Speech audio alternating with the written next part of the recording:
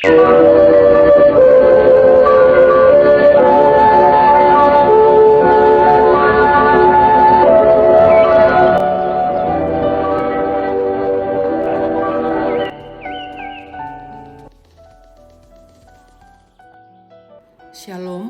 selamat pagi jemaat Tuhan yang terkasih. Hari ini kita bersama-sama untuk merenungi firman Tuhan melalui Rehat Renungan Harian Toraya, edisi Jumat 16 Agustus 2024. Marilah kita fokuskan hati dan pikiran kita sebelum membaca dan merenungkan firman Tuhan. Mari kita berdoa. Allah Bapa dalam kerajaan sorga, Bapa yang penuh kasih dan berkuasa atas hidup kami.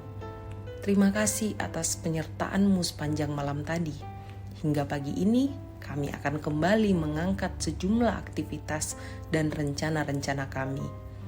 Namun sebelumnya Tuhan, kami akan membaca dan merenungkan firman-Mu. Arahkan hati dan pikiran kami agar firman yang kami baca hari ini dapat menuntun dan menggerakkan kami dalam berkarya dan bekerja hari ini. Ampuni segala dosa kami dan terimalah doa yang kami bawa. Dalam nama Tuhan Yesus kami berdoa. Amin. Firman Tuhan pada pagi hari ini diambil dari 1 Raja-Raja pasal 1 ayat 28 sampai 48. Di bawah perikop Salomo diurapi menjadi raja. Lalu Raja Daud menjawab katanya, "Panggillah Batsheba." Perempuan itu masuk menghadap raja dan berdiri di depannya. Lalu raja bersumpah dan berkata, "Demi Tuhan yang hidup, yang telah membebaskan nyawaku dari segala kesesakan, pada hari ini aku akan melaksanakan apa yang kujanjikan kepadamu demi Tuhan Allah Israel dengan sumpah ini. Anakmu Salomo akan menjadi raja sesudah aku, dan dialah yang akan duduk di atas tahtaku menggantikan aku." Lalu Batsheba berlutut dengan mukanya sampai ke tanah. Ia sujud menyembah kepada raja dan berkata, "Hidup tuanku Raja Daud untuk selama-lamanya." Lagi kata Raja Daud, "Panggillah Imam Sadok, Nabi Nathan, dan Benaya bin Yoyada." Mereka masuk menghadap raja, dan raja berkata kepada mereka, "Bawalah para pegawai tuanmu ini, naikkan anakku Salomo ke atas bagal betina kendaraanku sendiri, dan bawa dia ke Gihon. Imam Sadok dan Nabi Nathan harus mengurapi dia di sana menjadi raja atas Israel. Kemudian kamu meniup sangkakala dan berseru, 'Hidup Raja Salomo!' Sesudah itu kamu berjalan pulang dengan mengiring dia. Lalu ia akan masuk dan duduk di atas tahtaku, sebab dialah yang harus naik tahta menggantikan aku, dan dialah yang kutunjuk menjadi raja atas Israel dan Yehuda." Lalu Benaya bin Yoyada menjawab raja, "Amin. Demikianlah kiranya firman Tuhan, Allah Tuanku Raja. Seperti Tuhan menyertai Tuanku Raja, demikianlah kiranya ia menyertai Salomo. Semoga ia membuat tahta Salomo lebih agung dari tahta Tuanku Raja Daud." Lalu pergilah Imam Sadok, Nabi Nathan, dan Benaya bin Yoyada dengan orang Kreti dan orang Pleti. Mereka menaikkan Salomo ke atas bagal betina Raja Daud dan membawanya ke Gihon.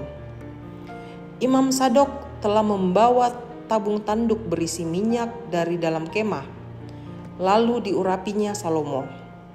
Kemudian sangkakala ditiup dan seluruh rakyat berseru, "Hidup Raja Salomo!"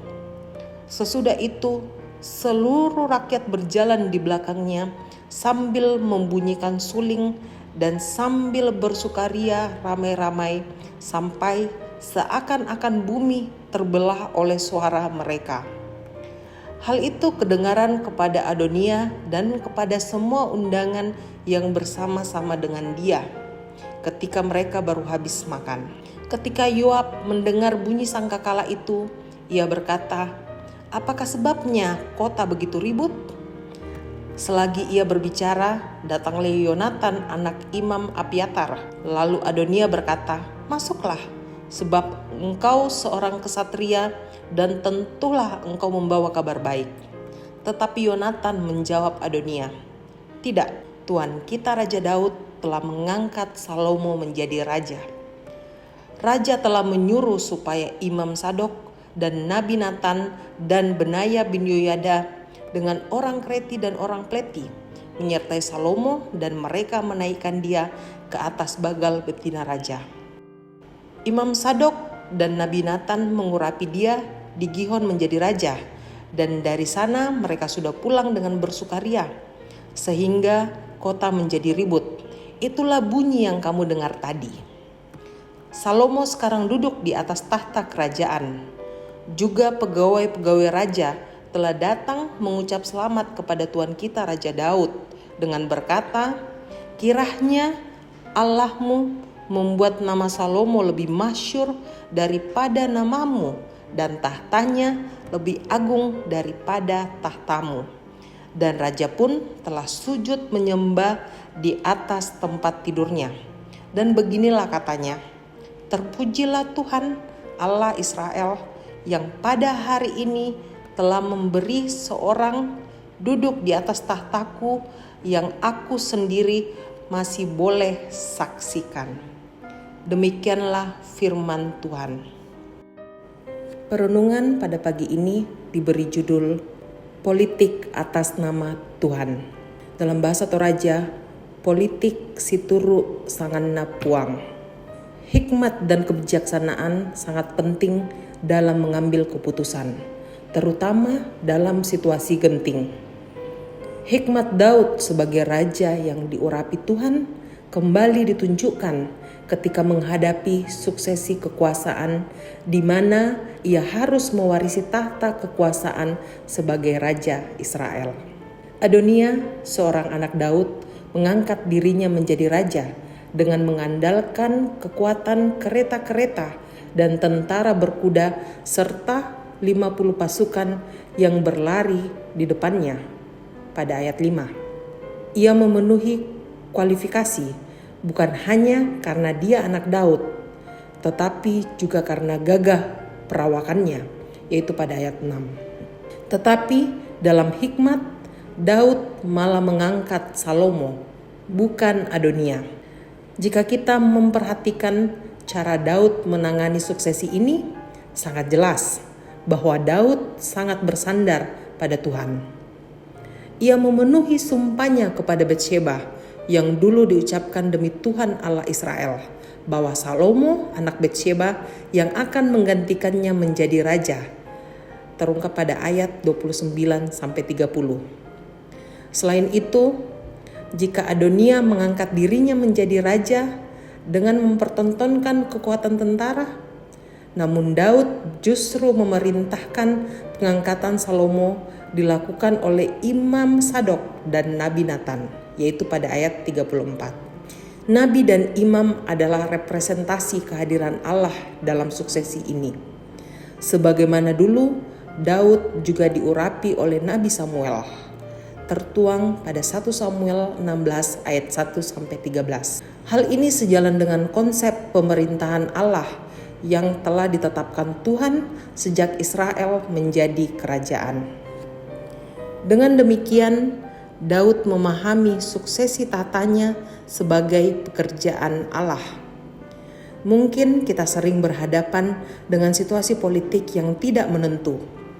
Renungan atas firman Tuhan ini kiranya menjadi penyejuk di tengah kegersangan dan pendangkalan pemahaman atas politik yang sedang melanda kita, baik dalam bentuk politik transaksional ataupun melalui perebutan kekuasaan dan jabatan yang tidak sehat.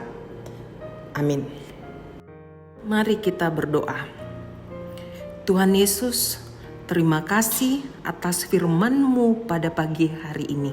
firman yang mengajarkan kami untuk selalu mengandalkan Tuhan di dalam setiap langkah kehidupan kami. Sekarang ya Tuhan, kami bersiap untuk melakukan tugas dan tanggung jawab masing-masing. Kiranya kasih dan penyertaan Tuhan selalu menyertai dimanapun kami berada. Tak lupa pula Tuhan, kami berdoa untuk saudara-saudara yang dalam keadaan sakit ataupun yang berada dalam pergumulan maupun kedukaan. Kiranya melalui pelayanan medis, keluarga, maupun orang-orang sekitar dapat memberikan pemulihan sempurna untuk setiap saudara-saudara kami. Bapa di sorga, ampuni dosa dan kesalahan kami. Di dalam nama Tuhan Yesus kami berdoa. Amin. Demikianlah rehat kita pada pagi ini. Selamat beraktivitas. Tuhan Yesus memberkati.